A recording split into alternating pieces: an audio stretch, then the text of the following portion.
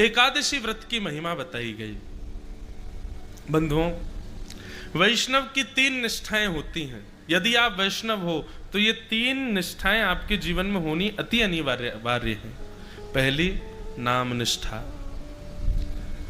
नाम नित्य जपा करो, चाहे कुछ हो जाए। मैंने एक दिन अपराध बताया था ना, अगर आप नाम जप से अधिक किसी अन्य क्रिया को मानेंगे तो ये अपराध है। नाम जप सबसे श्रेष्ठ है, इसलिए नित्य नाम जप जरूर किया करो ठाकुर जी का। सुबह करो, रात्रि में करो, चलते फिरते उठते बैठते कहीं भी करो। मंत्र का विधान है कि वो एक जगह बैठ के करना चाहिए, पर नाम तो आप अनवरत कभी भी कहीं भी बोल सकते हो, उसमें कोई दिक्कत नहीं। नाम जप, ये पहली निष्ठा है। दूसरी निष्ठा, तुलसी।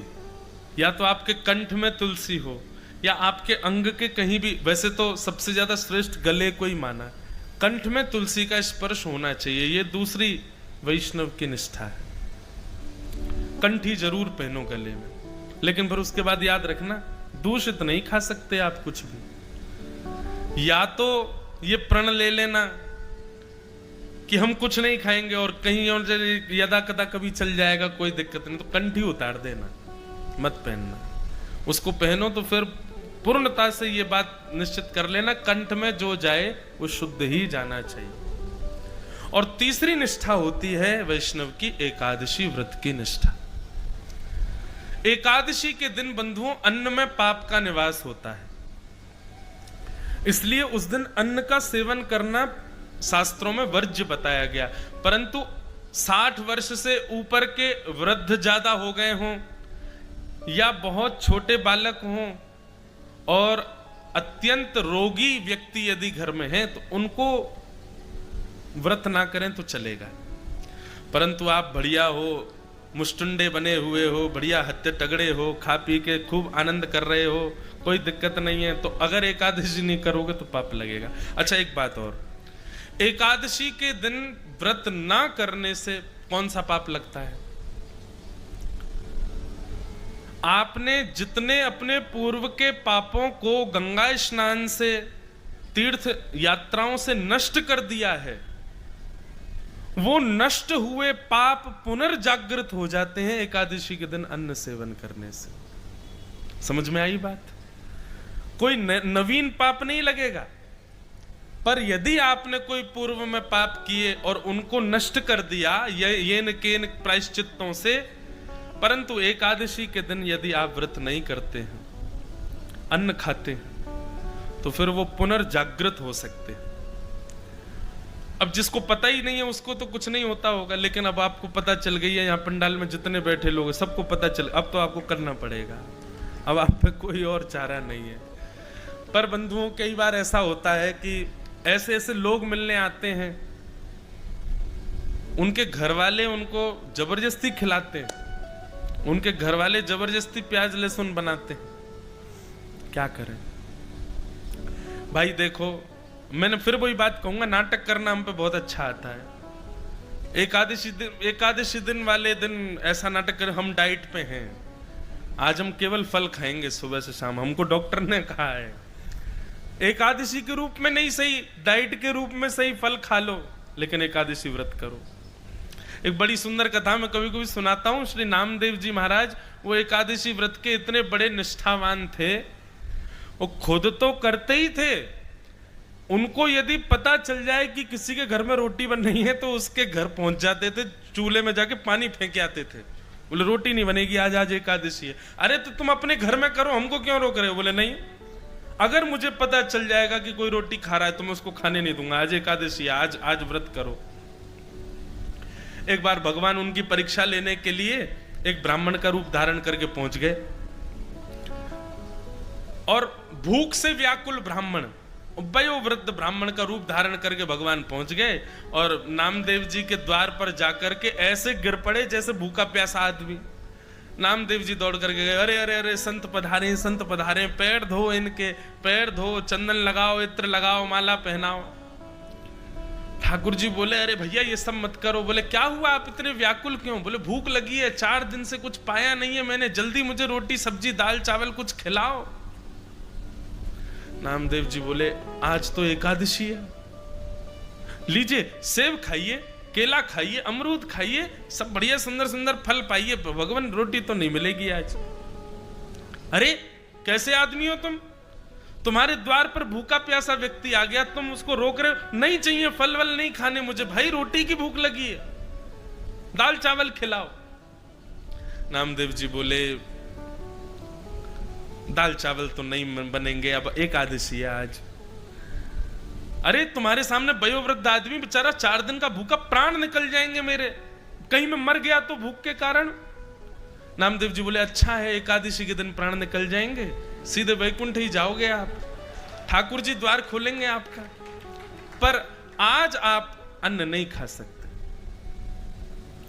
अब तो महाराज बात इतनी बढ़ गई कि आसपास के लोग आ गए, वो सब आकर के संत का हाथ पकड़े, बोले ये तो पाखंडी है, खुद भी व्रत करेगा, जबरदस्ती सब पे थोप के व्रत करवाता है, आप हमारे घर चलो, हमारे घर चलो, वहां रोटी सब्जी दाल चावल खा लेना।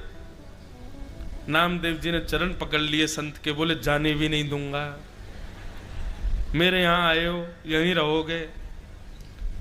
ठाकुर जी ऐसा नाटक कर रहे हैं कि महाराज करते करते नाटक गिर पड़े और अपना पूरा शरीर कपाने लगे, बोले अगर मुझे 2-4 मिनट में भोजन नहीं मिला तो मेरे प्राण निकल जाएंगे। सब आसपास के लोग कहने लगे अरे नामदेव तो तुम्हारी एकादशी तुम करो ना, इनसे क्यों करवा रहे? बोले नहीं नहीं आप इनको बच्चों सब बैठ जाओ, कीर्तन करो कीर्तन करो, कीर्तन गाते गाते इनके प्राण निकल जाएंगे, बैकुंठ जाएंगे सीधे। ठाकुर जी देख रहे वो बारे नामदेव अंत तो गत्वा। ठाकुर जी ने ऐसा नाटक किया कि जिस ब्राह्मण शरीर में गए थे उसके प्राण निकल ही गए, और जैसे ही प्राण निकले आसपास के लोग सब चिल्लाने लगे, चीखने लगे, नामदेव जी को भला बुरा कहने लगे, अरे तेरी भक्ति पर कलंक लग गया, तेरे द्वार पर आकर के एक संत मर गया, भूखा प्यासा बेचारा बिलबिला रहा था, दूसरों पर थोपता है अधिकार, अरे जा निकल जा हमारे गांव से, ऐसी भक्ति का क्या फायदा? नामदेव जी के नेत्रों से आंसू गिरने लगे, अपनी पत्नी से बच्चों से बोले हमारी वजह से इनके प्राण चले गए, पर दोष तो लग ही गया हमको, लेकिन हमने तो ठाकुर जी के नियम की रक्षा की है, कोई बात नहीं, अब अपने घर में ही आंगन में इनकी चिता लगाओ, उसमें इनको बैठाओ, और हम बच्चों सहित दोनों पति पत्नी भी इनके साथ अपने प्राण का त्याग करेंगे, हमारी वजह से हुआ। महाराज चिता लगाई, चिता पर उस ब्राह्मण के शव को रख दिया, एक तरफ पत्नी बैठी गोद में बच्चों को ले लिया, एक तरफ नामदेव जी बैठे दूसरे बालक को गोद में ले लिया, और हरिश शरणम ठाकुर जी का कीर्तन करने लगे।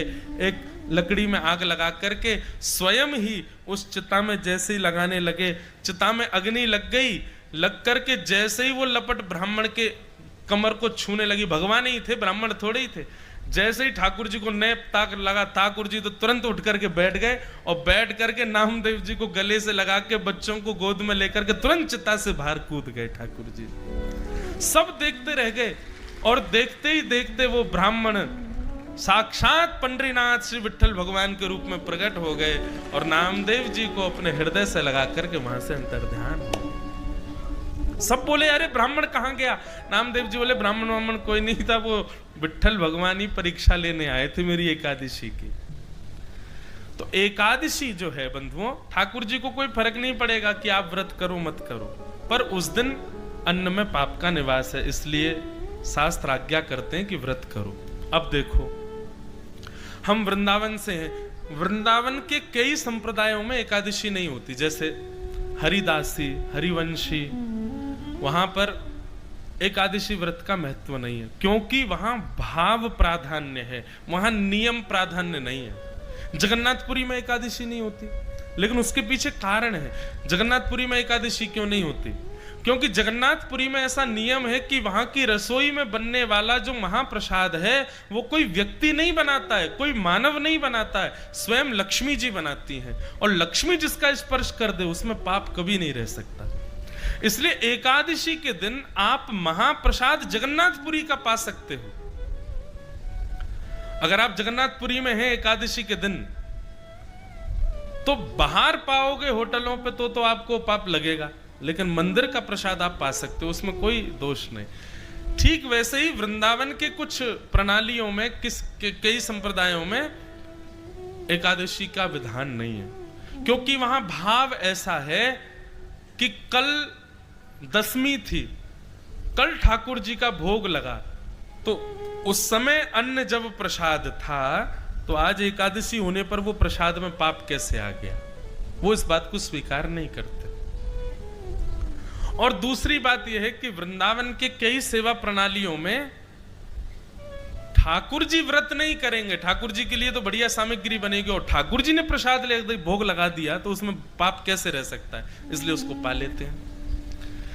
तो इसका एक ही उपाय है, जगन्नाथपुरी जाओ तो महाप्रसाद पालो, कोई दिक्कत नहीं। वृंदावन जाओ, आप राधा वल्लभ जी से, बिहारी जी से या ऐसे स्थानों पर जहां एकादशी नहीं है वहां से यदि प्रसाद मिले तो उस प्रसाद का तिनका स्वरूप आप पालो, बाकी शेष आप बाद में पा लेना, कोई दिक्कत नहीं। इतनी मर्यादा आप कर सकते हो। पर आप विदिशा में रहते हो, भोपाल में रहते हो, और क्या सागर में रहते हो, कहीं कहीं रहते हो जहां पर ऐसा कोई विधान नहीं है, ऐसा कोई भाव नहीं है, वहां तो एकादशी आपको करनी पड़ेगी। समझ में आई बात? तो ऐसे एकादशी व्रत का महत्व बताया गया।